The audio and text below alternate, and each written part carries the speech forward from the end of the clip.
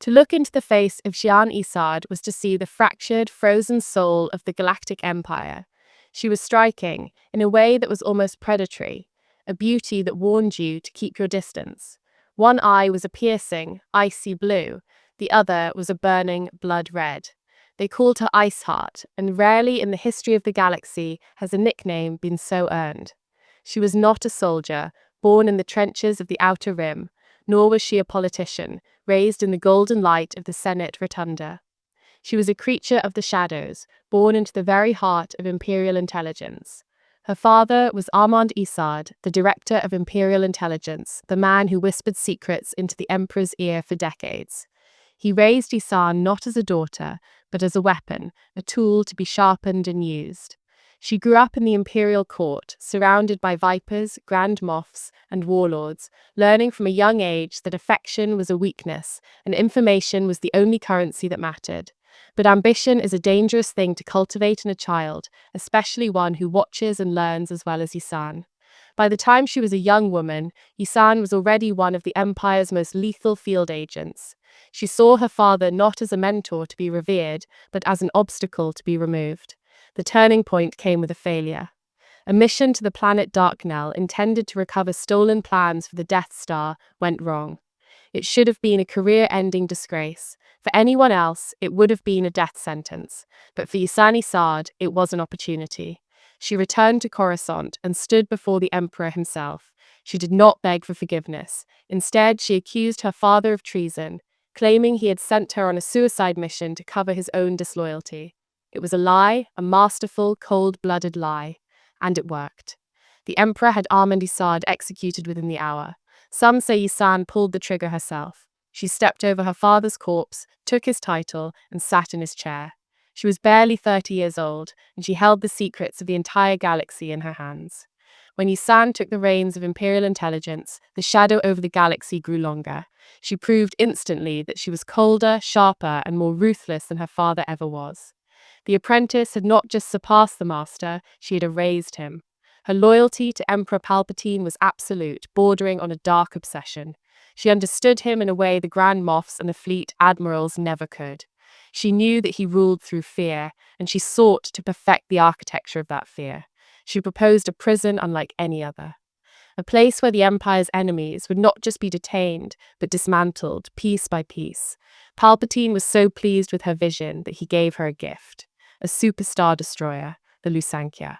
But a ship of that size is a symbol of military might, usually displayed on the front lines to terrify star systems into submission. Isard had a different use for it. She took the 19-kilometer-long dreadnought and she buried it. She buried it beneath the surface of Coruscant, deep in the crust, hidden under the glittering sprawl of the City of Lights. She built a prison inside its hull, and she wiped the minds of anyone who knew it existed. For years, millions of citizens walked over the grave of their own freedom, completely unaware that beneath their feet, rebel generals and dissidents were being tortured in the belly of a starship. This was her domain. While Darth Vader was the Empire's fist, crushing dissent with overwhelming force, Ysanne Isard was its scalpel. She operated in the dark, carving out the rot of rebellion and replacing it with paranoia. She became the keeper of the Empire's secrets, and that made her untouchable. Even the Grand Viziers and the Moffs learned to step lightly around the woman with the mismatched eyes.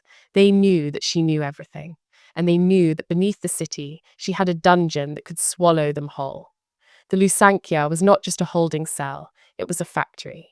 Isard captured General Yan Dodonna, the hero of Yavin, the man who planned the assault on the first Death Star, and she threw him into this pit. But she didn't just want them to suffer, she wanted them to serve.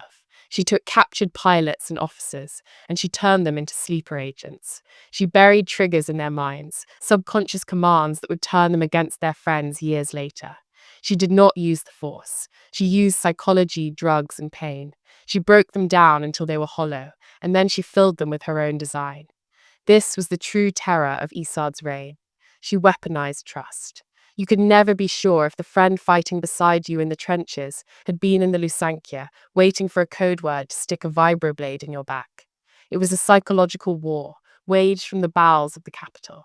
As the galactic civil war raged on, Isard watched from the shadows, gathering files, analyzing weaknesses, and preparing for every eventuality. She was patient. She was calculating, and she was waiting for her moment to rise above even the Emperor's other servants. When the news of Endor reached Coruscant, when the second Death Star burned, the galaxy held its breath. The Moffs panicked. The admirals fled to the Outer Rim to carve out petty kingdoms. The Empire began to eat itself alive. But Isard remained calm. She saw the vacuum of power, and she stepped into it with the grace of a predator. While the New Republic celebrated the death of the Emperor, Ysanne Isard quietly became the Empress in all but name.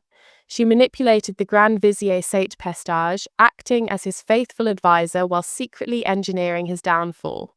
She played the ruling council against one another, whispering poison into their ears until they were at each other's throats. She systematically eliminated her rivals, using the chaos of the post-Endor galaxy to secure her position. She wore a crimson uniform, unadorned by medals or rank cylinders. She did not need medals. She had the Lusankya. She had the files. And she had the terrifying certainty that she was the only one capable of saving the New Order from itself. For a time, she held the core worlds together through sheer will. She crushed dissent on Coruscant, turning the capital into a police state where neighbors spied on neighbors. But she was a strategist, and she knew the tide was turning. The New Republic was gaining momentum, their fleets were closing in on the core, and the blockade was tightening. Isard realized that she could not hold Coruscant forever. A lesser leader, blinded by pride, would have fought to the last stormtrooper, turning the city into a meat grinder. But Isard decided to leave a trap. She decided that if she could not have the capital, then the New Republic would choke on it. She began to design a parting gift, a weapon that would turn their victory into a nightmare. It was not a bomb, it was a plague. She commissioned the creation of the Krytos virus. It was a masterpiece of biological warfare, designed with a specific, cruel purpose. It only affected non-humans. It targeted the alien species that made up the backbone of the Rebel Alliance, the Wookiees, the Mon Calamari, the Sulustans, and the Bothans. And the cure was Bacta, a substance that was expensive and difficult to mass produce. Her plan was diabolical. She would let the New Republic take Coruscant. She would hand them the keys to the kingdom. But they would inherit a sick, dying world. They would be forced to bankrupt themselves buying Bacta to save their alien allies. It would cause political rifts between the human and non-human populations, tearing the alliance apart from the inside. She would turn their greatest victory into a financial and moral catastrophe. With the virus released into the water supply, Isard prepared her exit. But she would not leave quietly. She would not slip away in a shuttle like a thief in the night.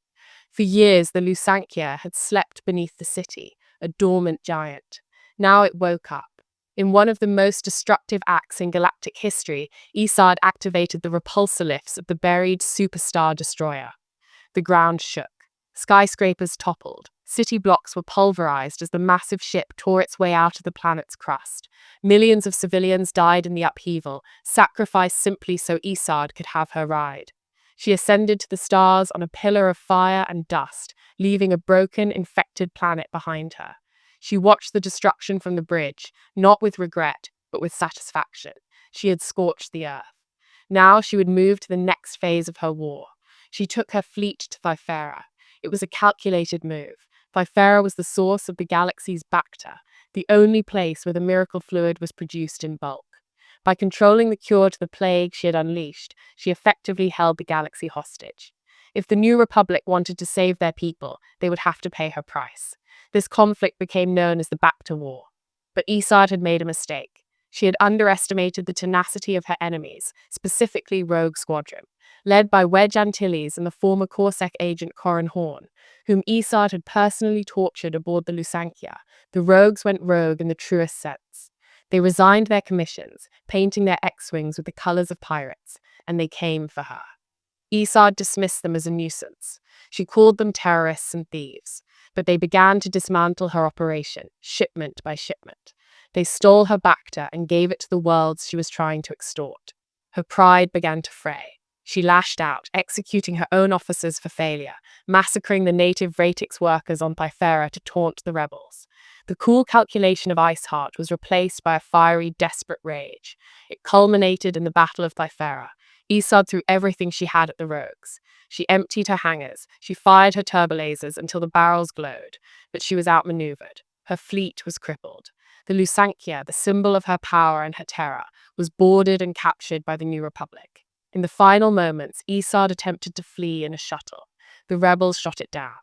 The galaxy breathed a sigh of relief. The witch was dead. Or so they thought.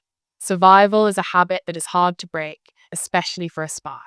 Because a woman like Ysanne Isard always has a contingency. She had not been on that shuttle. She had slipped away into the shadows once again, leaving the galaxy to believe the nightmare was over while she plotted in the dark. For months, the galaxy believed Ysanne Isard was a ghost. But there was a complication. Before the fall of Coruscant, Isard had done something that spoke to her supreme narcissism. She had created a clone of herself. She had intended it to be a tool, a puppet to handle the tasks she deemed beneath her. But in the chaos of the war, the clone had survived. It had gone rogue, allying with a warlord and posing as the director. It was an insult Isard could not abide. She re-emerged and contacted the New Republic. She reached out to the very people she had spent a lifetime hunting. She offered them a deal. She would help them kill the clone in exchange for her freedom. It was a lie, of course. She led Rogue Squadron into the heart of the warlord's territory, acting the part of the defector perfectly. She watched as they killed her doppelganger, erasing the only other being in the galaxy who could claim her name. But her true goal was always the Lusankya. She couldn't stand the thought of her ship, her masterpiece, being used by the rebels. She traveled to the shipyards at Bilbringi, where the ship was docked, intending to steal it back. She bypassed security. She made it to the bridge. She could feel the hum of the engines, the power of the vessel she had birthed. But she was not the only spy in the game.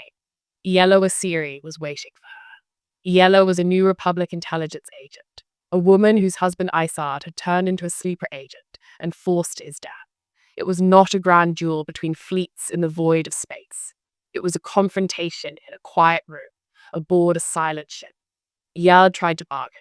She offered millions of credits. She offered secrets that could topple governments. She tried to use the fear that had always been her shield. But Yellow Asiri was immune to the fear. She looked at the woman who had caused so much suffering, who had murdered millions with a virus, who had tortured brave men and women into madness. Yard realized, too late, that her currency was no longer valid. She drew a hidden blaster, but she was too slow. Yellow Asiri shot her. Ysanne Isard, the director of Imperial Intelligence, the Empress at the back to war, died on the floor of the ship she loved more than any living being. There was no statue raised for her. There was no mourning period. But her legacy remained. It remained in the scars of the Lusankya prisoners. It remained in the xenophobia stoked by the Krytos virus. It remained in the memory of a pair of mismatched eyes, one blue, one red, that had looked upon the galaxy and seen only something to be broken.